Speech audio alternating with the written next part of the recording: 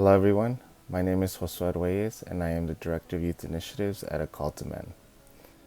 In my time with A Call to Men, I've come to discover that in doing the work of engaging men and boys, I've also become the work.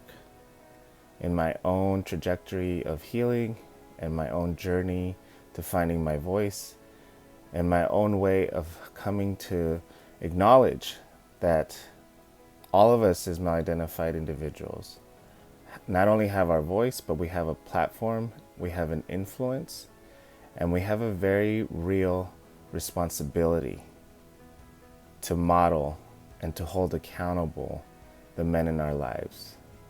At A Call to Men, we believe that we can create a world where all boys are loving and respectful, and in turn that all women and girls are valued and safe.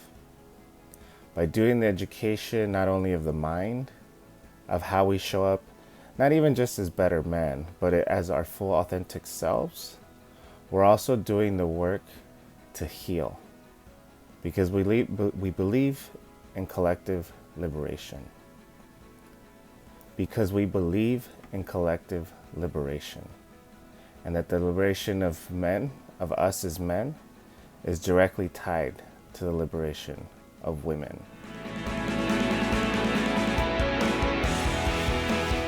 And so when we engage men and boys and call them to the table to have these very critical conversations, it is around how we hold each other accountable with love. And how do we call each other out while at the same time calling each other in and modeling that transparency, modeling that vulnerability that we, because of our teachings, because of our upbringings, because of social conditioning, are trapped in what we call the man box. And the man box is a term coined here at A Call to Men, really describes these rigid notions of manhood, these unwritten rules of how men should behave and act and engage with each other, how we keep each other in check, right? By not being too soft, by not being too vulnerable, by not showing weakness, by not asking for help.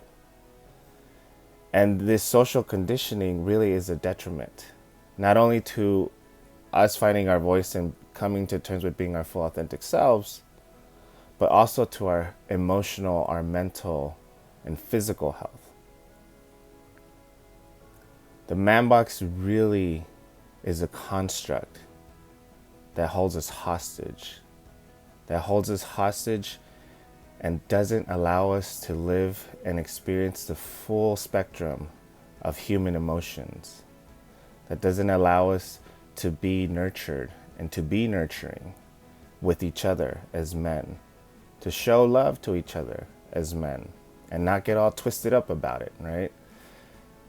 So for us, it's important that not only we teach other men and boys, but that we also model for them what this love looks like, this vulnerability, right? This nurture, and that we can embrace that because we believe that emotions have no gender.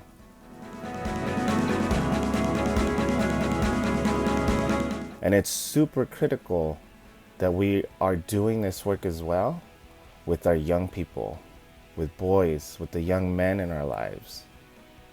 You know, in my work alongside youth and teaching about healthy relationships and consent and healthy masculinity, I've come to learn that they have a different grasp on these conversations, right?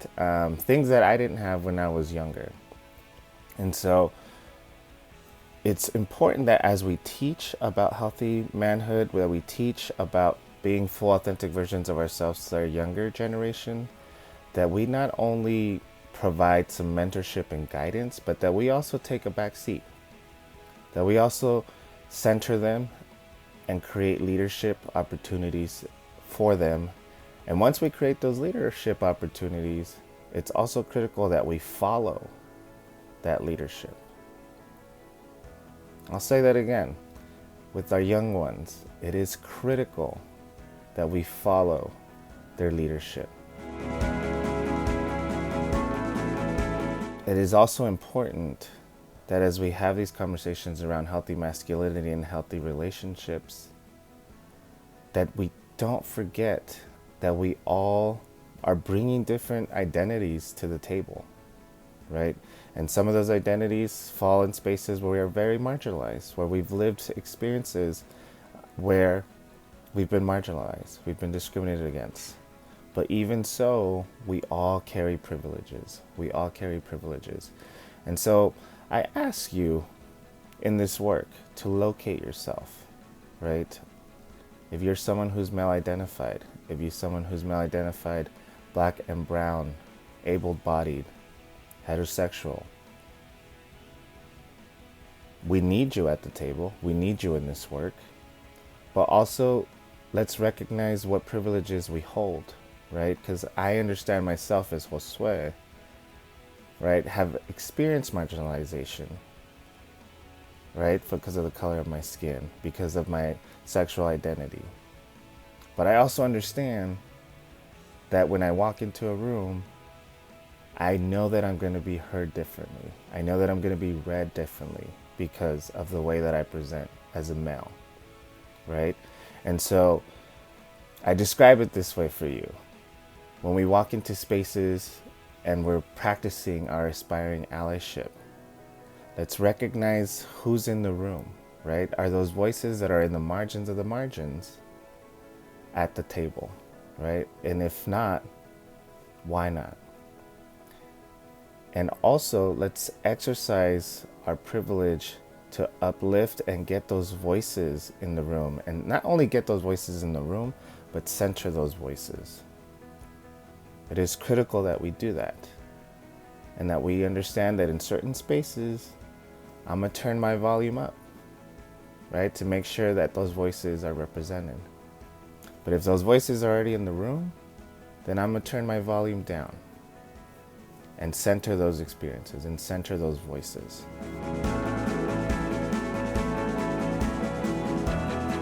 And so in this work, our ultimate goal is to help men understand and help men find their voice, their platform, and their influence so that they can interrupt and break those cycles of trauma, so that they can interrupt and break those cycles of the man box teachings that have just been passed down from generation to generation.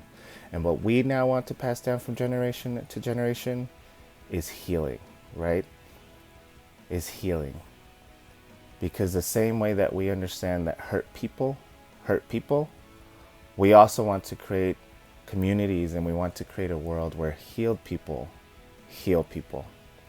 And especially as male-identified individuals, we have a very real responsibility and a very immediate responsibility, I will add, to start that healing process and to start that healing with our young men, with the boys in our community.